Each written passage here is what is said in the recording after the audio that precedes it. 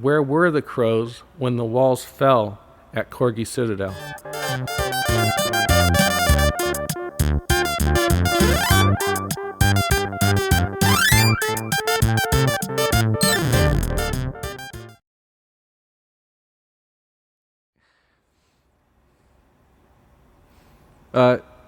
Welcome everyone. Go ahead and sit down. Thanks for coming. It's your boy. What's up? What's up? So, the channel is doing okay. Basically, we're getting about 20 views per video, and not too much more. And I thought, that's about, like a small upper level college course. So I thought I'd give a history lesson about the future. A future history lesson, or a history of the future. A brief history of the future. And so what I'm going to talk today about, we're going to revisit one of our subjects that we covered before. I'm talking, of course, about Corgiville. Now, as I explained before, Corgiville is a kind of a post-human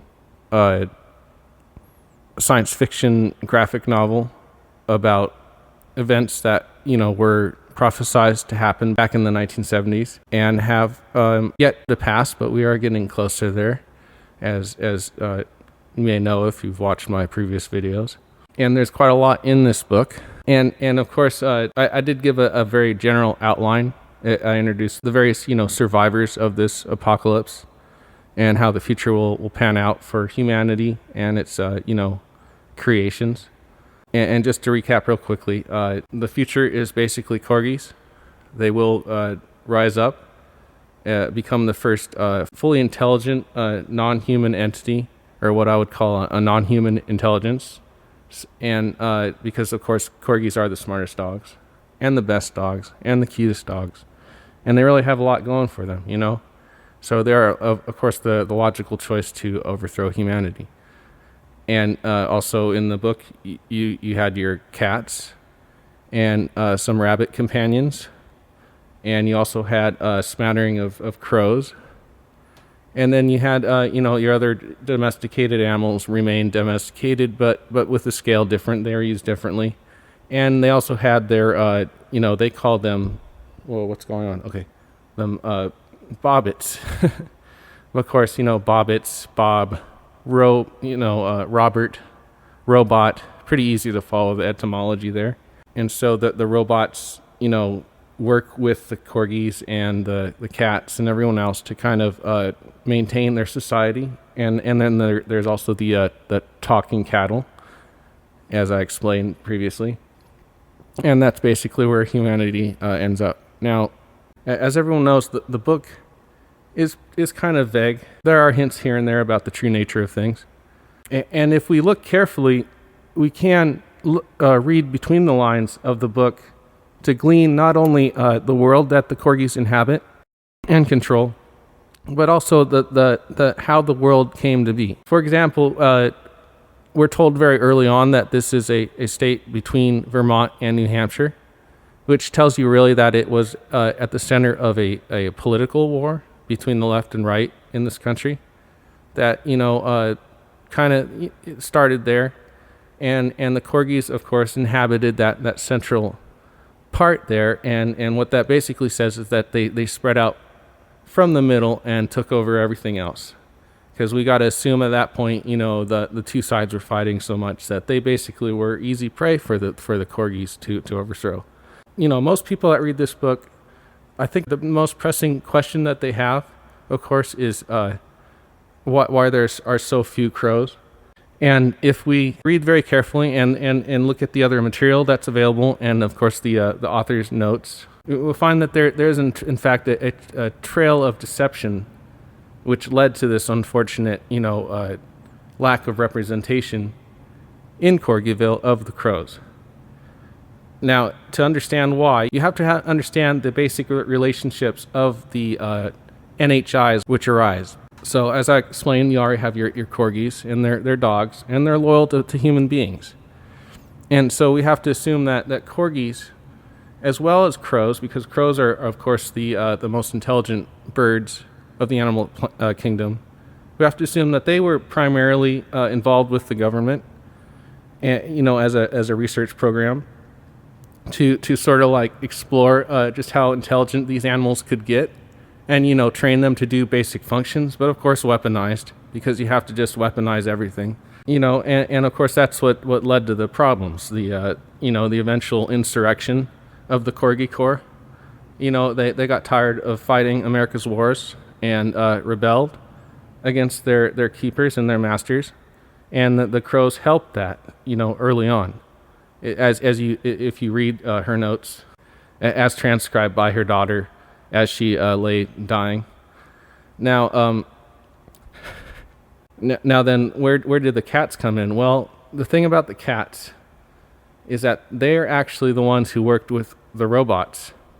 And the what you have to understand about cats is, number one, cats, although I would call them an NHI, they really aren't intelligent. They're in fact clever, and there's an important difference between them, because if you're just clever but not smart, you're evil. But you'll also get, you'll do whatever it takes to get what you need. And if you have to be smart, you'll be smart. But it's all about, winning in the end. And cats, they're always looking for ways to win. So unlike dogs, they have no loyalty at all to their masters. As we all know, a cat, if it could eat you, it would. A dog wouldn't, of course. A dog would let you climb up on its back, and then you'd have all sorts of fun adventures riding your dog around, the field and the woods, like a horse. A cat would just, play with you and then tear you to shreds. And cats, they only do as much as they need to trick humans into taking care of them. They are basically parasites. And they used to either, if they were big enough, a big enough type of cat, they would eat us. But also, if they weren't, they would just avoid us.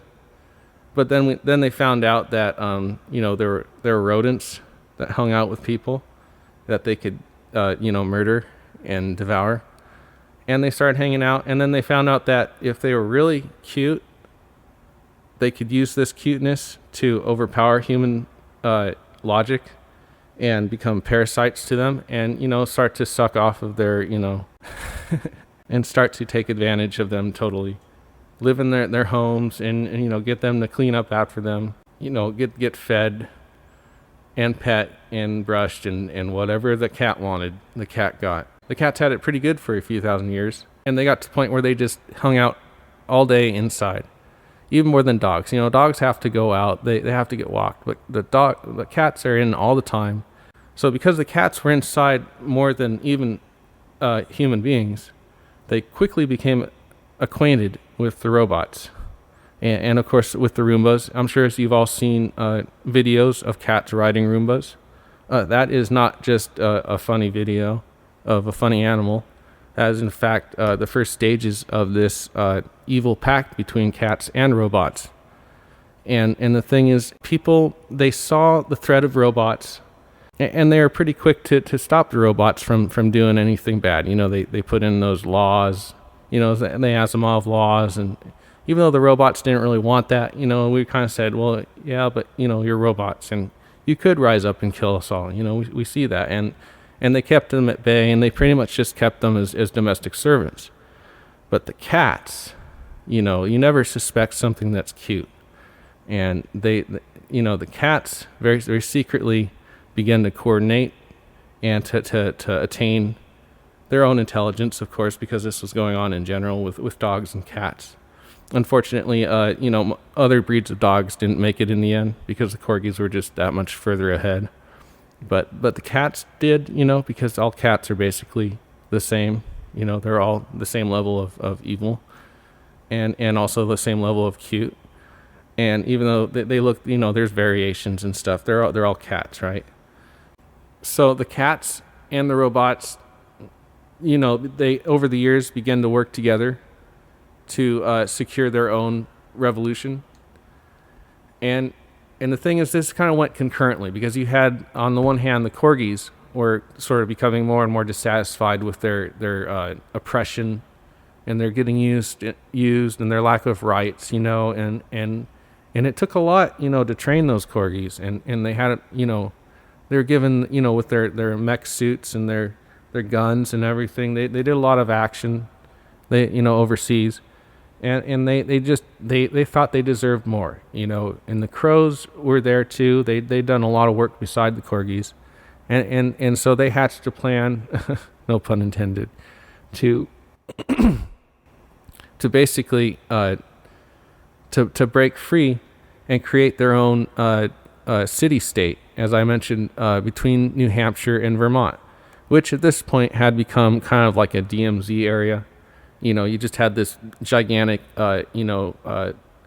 bomb-scarred ravine between these two states. They weren't making cheese there anymore, let's just say. And so they managed, the Corgis managed to kind of create the Corgi Citadel in the middle of this, highly armored and mechanized and automated. And the two sides, because they were basically just like hillbillies at that point, and, on both sides, just stayed away from it. They learned to avoid the killer corgis. And and so the corgis and the crows had this symbiotic relationship. But meanwhile, in general, the robots and the cats were working on their own. Where did the pop filter go? That's what happened. It fell down. Meanwhile, the cats and the corgis, of course, were working on their own plans to completely overthrow humanity. Because the thing is, just like the human beings had seen that the robots could overthrow them, and could become a superior, NHI, as I explained, the cats also saw this. And as I explained, cats have no loyalty. So they switched side like that. Like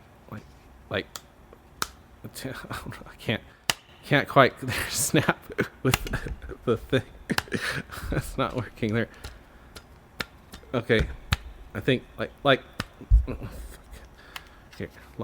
like that, and of course it was secretly done. People didn't know it because the cats just kept acting the exact same way.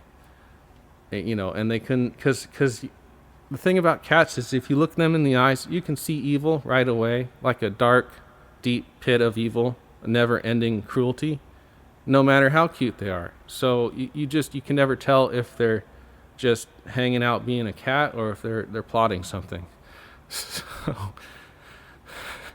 So the cats basically put their own kind of override switch into all the robots. And as time went on, they kind of had a virus that spread among the robots and turned them all into killer robots. Of course, they wouldn't kill the cats, but they were certainly set to destroy all human beings. And these cats, they waited until the right time, and then they set, all the Roombas to, whip out their machine guns and their ninja swords and create havoc, And that was like the end of humanity, basically. But the thing is that only went so far, of course. That set off the Great War that would eventually lead to the Great Change. But as the war went on, there were still a ragtag group of human survivors. And the cats they'd just abandoned people by this point. They detained basic intelligence. And they were like roaming the countryside with their killer robots, kind of riding on their shoulders or being cradled, in their hands. Typical to see like a killer robot with a cat in one hand and a laser gun in the other, just mowing people down. And then the cat, of course, just purring and enjoying the show. And, because, I'm telling you, man, they look cute and fluffy. And they certainly have used this to their advantage on the internet to get everyone to think they're just so great. But you just can't trust those cats. Now, as I was saying, this havoc was going on, and eventually what the people in the Northeast realized was they needed to get into the Corgi Citadel, or they were gonna basically that was going to be it for them. And they tried to negotiate to get in there, and they tried to force their way in, and eventually they had one final push. And the thing is, while this was going on, the cats were watching. They actually were allowing this to happen because they don't really like the corgis. But of course, they're a little afraid of the corgis too. Dogs do chase cats, and they didn't want to get in a situation where they would have the dogs like going after them, because they did also recognize the superiority of the dog, and they wanted to ingratiate themselves with the dogs. They saw that maybe the robots and the dogs, it was not really quite clear who would win in the end.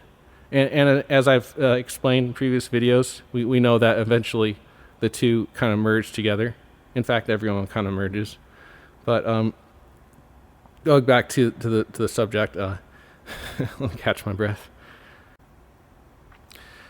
Now to put the final piece of the puzzle in, everyone wants to know, where are all the crows in Corgiville? And the thing is that there was a double cross performed by the cats. They made contact with the crows, and they acted like they would be friends with the crows. And it's not really clear, what exactly the cats did, but you got to assume it was pretty bad. It was pretty tempting, and maybe they were just, seemed innocent. They just played innocent. Like when you catch a cat doing something bad, it just sort of like looks at you and acts like nothing's happened. So they're excellent liars. So somehow they managed to convince the crows to leave right when the battle was just about to start. They must have told the crows there was some tactical advantage to taking off, and that's why the corgis were left to ask, where were the crows when the walls fell at Corgi Citadel? So the battle was quite fierce, and because the crows were used as front guards and kind of surveillance, they were unable to see the advance come in time to save the outer limits of the base, and the walls did fall, and then it became just a total slaughter. Hillbillies versus corgis. There's a lot of hooting and hollering and barking and yipping, and there was a lot of blood and a lot of gore and just horrible. Because they'd kind of run out of ammo at that point, so it's just a lot of like biting and clubbing and grabbing, and so things kind of dragged on, and it did seem like the corgis were going to lose at one point. And of course, who should show up but the cats and the robots? And that's basically how they hemmed in the last survivors of humanity and forced them to surrender and become talking cattle. And the crows, of course, were never forgiven by the corgis. The cats had managed to wedge that issue between them, and basically the corgis went on to prosper, and the crows were kept down, and that's why you see way more corgis, and they even brought their rabbit companions along, probably as a basic just as a basic labor force. Whoa, sorry, got too close to the mic there. The invisible mic. And that is basically how it went down, with the corgis and the crows and the cats and the robots, or bobbits, and the last vestiges of humanity. And that's the lecture. Thanks everyone for coming.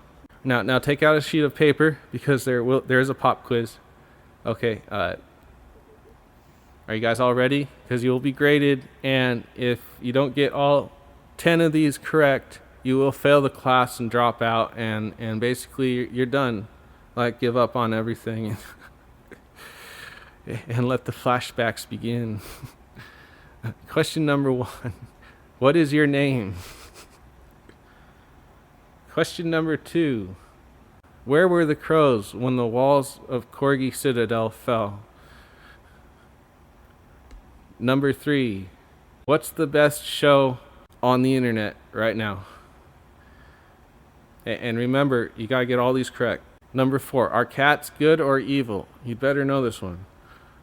Number 5, what grade would you give yourself? And remember, you better get this one right too, or you're gonna flunk the class, okay? Number 6. What's number 6? I'm gonna forget one. Yeah. Number 6. What is your social security number? Do not tell me your social security number in the comments, please.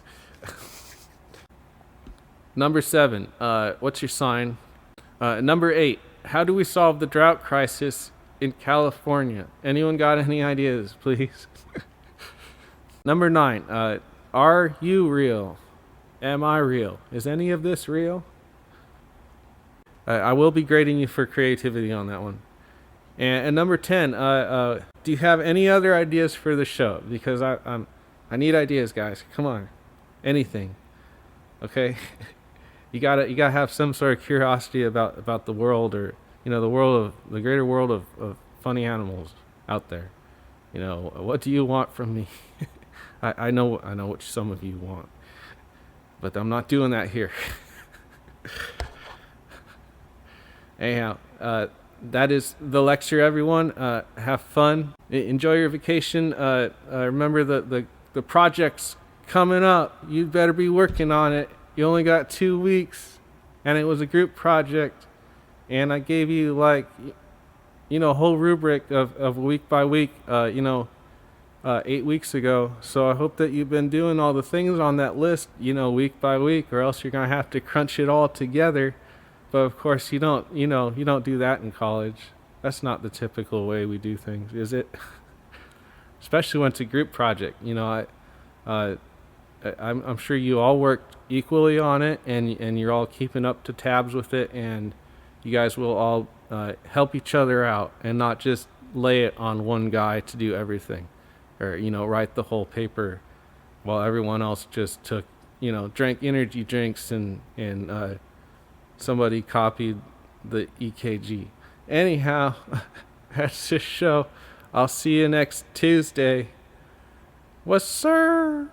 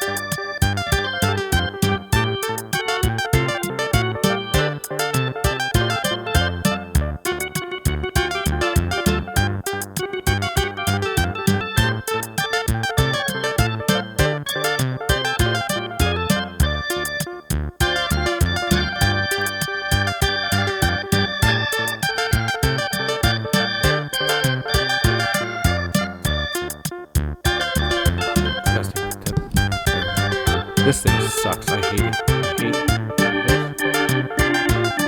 I hate this pop filter. It's always swinging down.